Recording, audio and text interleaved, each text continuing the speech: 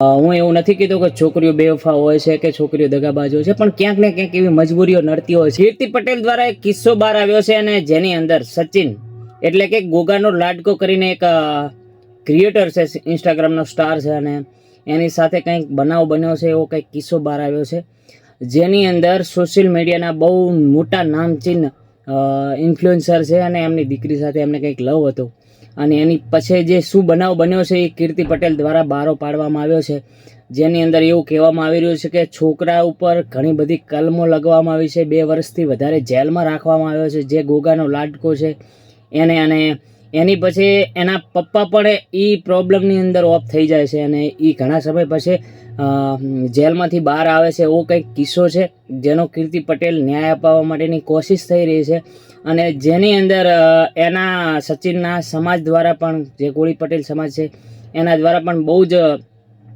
Support કરવામાં આવી રહ્યો છે અને કિસ્સો અત્યારે વાયરલ છે.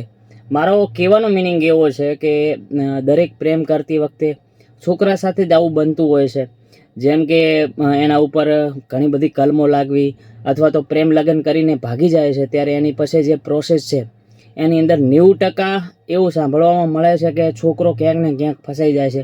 જો છોકરી ઈમાનદાર હોય અને સખત રીતે લડવાવાળી હોય તો બરોબર છે, પણ હકીકતમાં તો એવું થાય છે કે ઘણીવાર છોકરો ફસાઈ જાય છે, અને આ આપણે આજુબાજુમાં કિસ્સા સાંભળતા જ હોઈએ છીએ.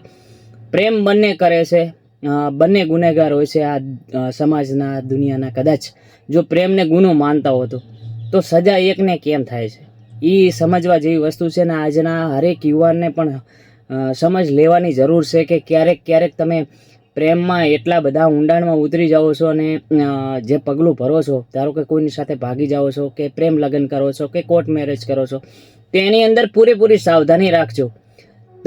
નો ડાઉટ તમારું પાત્ર તમને પ્રેમ કરતું હશે, તમે એને પ્રેમ કરતા હશો, એનો પ્રેમ પણ સાચો છે, પણ ક્યાંક ને ક્યાંક એની મજબૂતાઈ પણ ચેક કરજો કે એ ક્યાં સુધી લડી શકે છે એના પરિવારથી, આ દુનિયાથી, સમાજથી. તો ક્યાંક તમારી જીત થશે, અથવા તો પછી જો એ અધવચ્ચે આવીને હારી જશે ને તો ક્યાંક તમને પ્રોબ્લેમ થઈ શકે છે, અને આવા કિસ્સાઓ બનતા રહેશે. તમે એક વિચાર કરો કે ગોગાનો લાડકો છે એણે પોતાના પિતા ગુમાવ્યા છે, આની અંદર જે સામેવાળા છે એમને બહુ હાઈ લેવલમાં છે, પૈસા બધું છે, અને ક્યાંક ને ક્યાંક છોકરા જોડે ન્યાય થયો છે. આપણે એની અંદર નથી ઉતરવાનું, પણ આમાંથી એક શીખ લેવાની છે કે પ્રેમ લગ્ન કરતા હોય ત્યારે, પ્રેમ લગ્ન થયા પછી ઘણી બધી સાવધાની રાખવાની જરૂર છે, અને ખાસ કરીને છોકરીઓને. હું એવું નથી કીધું કે છોકરીઓ બેવફા હોય છે કે છોકરીઓ દગાબાજ હોય છે, પણ ક્યાંક ને ક્યાંક એવી મજબૂરીઓ નડતી હોય છે. મા બાપના ઇમોશનલ બ્લેકમેલ સામે છોકરીઓ ક્યાંક ને ક્યાંક હારી જતી હોય છે અને પોતાની પ્રેમની કુરબાની આપે છે.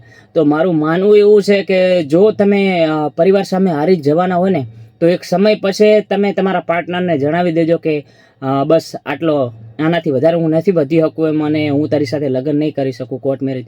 પણ એકવાર કર્યા પછી આવી રીતે ક્યારે અધવચ્ચે કોઈ છોકરાને ના છોડતા, કારણ કે તમે તો ફક્ત તમારા મા બાપ માટે કે ઇમોશનલ બ્લેકમેલ થઈ અને કદાચ તમે હારી જતા હશે, પણ એની પછી જે છોકરાની હાલત થતી હોય છે ને એ બહુ દયનીય હોય છે, ને આવું ઘણા સાથે બની રહ્યું છે. એની ઉપર મોટી કલમો લાગે છે, બલાત્કારના, છેડતીના, પછી ભગાડી જવાના કેટલાય ગુનાઓ લાગે છે ને, જેની અંદર છોકરાની આખી લાઈફ બરબાદ થઈ જાય છે. કારણ કે પ્રેમ બંને કર્યો હોય છે તો ગુનેગાર બંને છો, તો એની અંદર પછી છોકરીઓના મા બાપ કે એના પરિવાર દ્વારા કંઈક અલગ કલમો નાખી અને છોકરાને પૂરી રીતે ફસાવવામાં આવે છે. તો આનાથી બહુ સાવધાન રહેજો.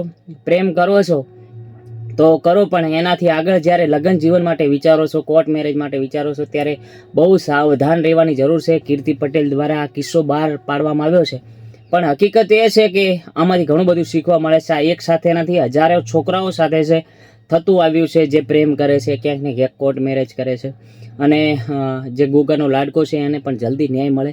કારણ કે પ્રેમથી વધારે પણ વિશેષ એ વસ્તુ છે કે પોતાના મા બાપ ખોયા છે, એ વ્યક્તિએ પોતાનો બાપ ખોયો છે, સોરી, તો એના માટે એને દુઃખ પણ છે, એને ન્યાય પણ માંગ્યો છે, અને આવું થતું આવ્યું છે ઘણીવાર. હું માનું છું કે છોકરીના મા બાપની પણ ઇજ્જત હોય છે, આબરૂ હોય છે. કોશિશ એવી કરવી જોઈએ કે એ માની જાય ને પછી લગ્ન થાય. કદાચ અત્યારે તો સમાજમાં જે હોય છે, ખાસ કરીને કાસ્ટ પ્રોબ્લેમના કારણે નથી માનતા હોતા, પણ એકવાર કોશિશ કરવી જોઈએ અને પછી જ આ બધું કરવું જોઈએ. અને હું એવું પણ નથી કહેતો કે છોકરીના મા બાપ ખોટા છે, પણ હકીકત એવી છે કે કદાચ એકવાર તમારું બાળક ભૂલ કરી નાખે છે, તમારી દીકરી કે તમારો દીકરો ભૂલ કરી નાખે છે, તો એની પાછળ જે આવા ગુના રીતે એની ખોટી રીતે ફસાવવામાં આવે છે, છેડતીના કિસ્સા, બળાત્કારના કિસ્સા, ભગાડી જવાના, આ જે ગુનાઓ લગાડીને એને ખોટી રીતે ફસાવવામાં આવે છે, એ બહુ ગલત છે. હા, એણે ભૂલ કરી છે તો કદાચ એનાથી તમને નથી પોહાતું તો એ તમારી રીતે કરી શકો છો, પણ પાછળથી આવી રીતે ના કરવું જોઈએ, કારણ કે પ્રેમ બને કર્યો છે તો બને ગુનેગાર છે. હવે આપણે આપણા વ્યક્તિને હાચવીને ઘરે લઈને બેહાડી દઈએ અને સામેવાળા પાત્રને આવી રીતે ફસાવી દઈએ તો બહુ ગલત છે. અને આની અંદર ક્યાંક ને ક્યાંક પોલીસ પ્રશાસનને પણ ખબર જ હોય છે કે આવી રીતે છોકરાઓ ફસાતા હોય છે, પણ એ પણ શું કરે જો સામેથી આવી રીતે કલમો લાગતી હોય તો. ખાસ વિનંતી છે છોકરાઓ માટે કે બહુ સાચવેત રહેજો, અને પોતાના પ્રેમને પામવા માટે એકલો પ્રેમ જરૂરી નથી, એ હિંમતવાન પણ હોવી જરૂરી છે. એ એના માઇન્ડમાં ક્યારે ઇમોશનલ બ્લેકમેલ સામે હારી ના જાય ને, એ ખાસ ધ્યાન રાખજો. Thank you so much. Love you all.